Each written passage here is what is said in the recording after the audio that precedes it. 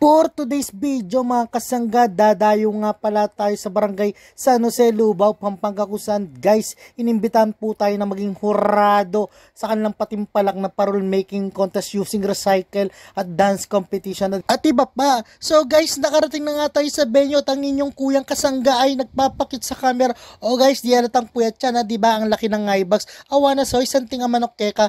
Guys, ito nga palang contest nila ay pinangungunahan ng mga kabataan ng barangay San Jose. Grabe, ang galing nila guys, super. At ito na nga guys, ito yung mga parol na pinaghuraduhan namin guys. Ito gawa sa papel, ang ganda diba, para sa mga pumapapil sa buhay mo. At ito naman guys ay gawa naman sa plastic na kutsara tsaka tinidor, kasi maraming plastic na tao.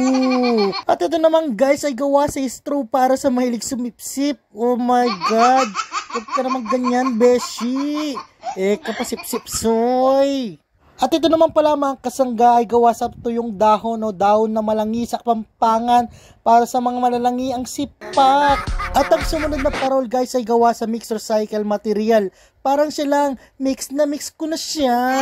At ang next contestant natin guys ay gawa sa plastic butter at saka plastic bag. O yan guys, maraming plastic bag para sa mga mahilig mamalot ng ulam.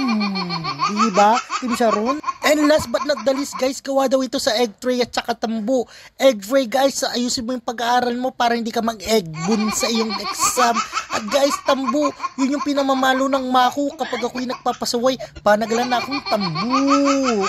Pero in fairness sa mga parol guys, sobrang gaganda, sobrang talented na mga kabalen natin dito sa barangay San Jose. Grabe, talagang pinaghirapan nila, talaga nag-effort para lang magkaroon ng magandang kinabukasan ang kanilang mga parol at magbigay ng simbolo sa pagmamahalan, pagkakaisa ng bawat isa, lalo na sa barangay San Jose. Take note, recycle yan ha, hindi katulad ng ex mo na pwedeng i-recycle.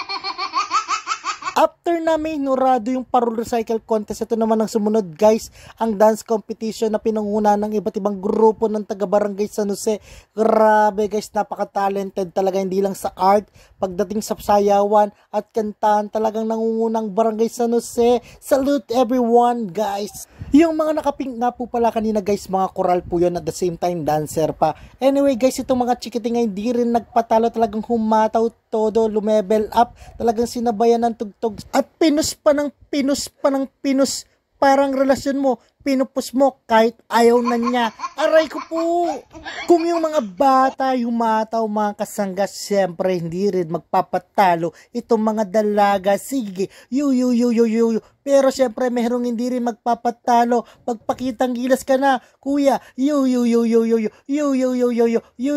O diba ang galing? And last but not the least sa mga grupong sumali sa dance competition ay ang mga tita o mga mami na to. Grabe, nag-practice lang daw sila saglit at ito nga, nakapag-perform naman sila ng maayos kahit papano. Siyempre mga kasangga, hindi magpapatalo ang ating mga tita kung yung mga bata kanina may papush, yung mga dalaging ding ay may pakalaksing. At siyempre ito guys, meron silang tinatawag na exhibition. Pasok at chi! Sige che, ibaliktad ne. Sige che, itabling me. Alright, kagaling na. Alright, sige, push me pa. Palayo lang ne. Paisambot lareng darayo. Eko malyari.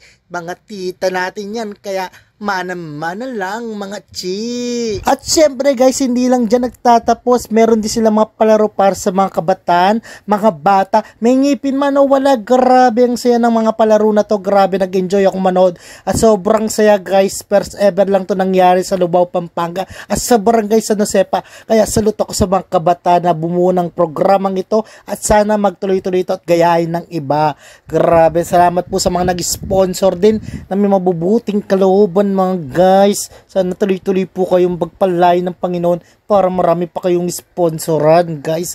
Ayan, paggulong-gulong ang papel na parang ginugulong mo ang jowa niya. At ang unang makarating sa finish line ay magwawagi ng gulong. Ay, estet cash prize pala.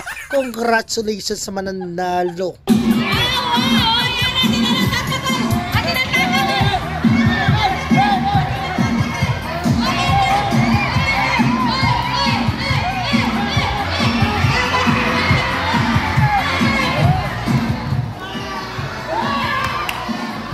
Congratulations nga pala sa nanalo, pero di ba guys, ang saya lang. At ito guys, panoorin natin ang next game. Actually marami pa silang palaro na ginawa, hindi ko lang na-videoan ng iba, pero guys, ito lang yung mga na-videoan ko, kaya pasensya na po, pero enjoy watching guys.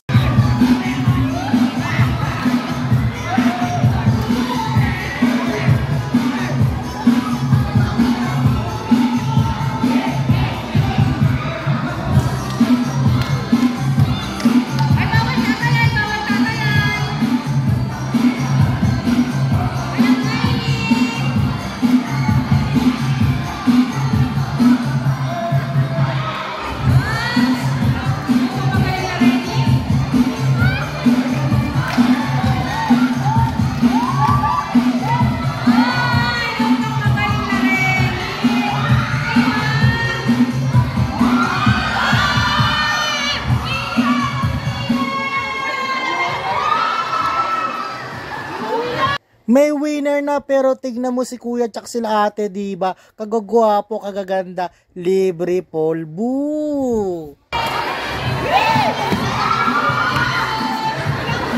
At syempre last but not the least guys, itong mga parapol nila para sa kanilang mga kabarangay. Congratulations po sa lahat ng mga nabunot. Sana nabunot din yung sakit na nararamdaman ko sa puso ko. Ano daw. Anyway, congratulations salute sa mga kabataan ng San Jose. Congratulations sa mga barangay official at sa lahat po ng mga taga-barangay San Jose. Maraming salamat sa pag-imbita po sa akin. See you soon. God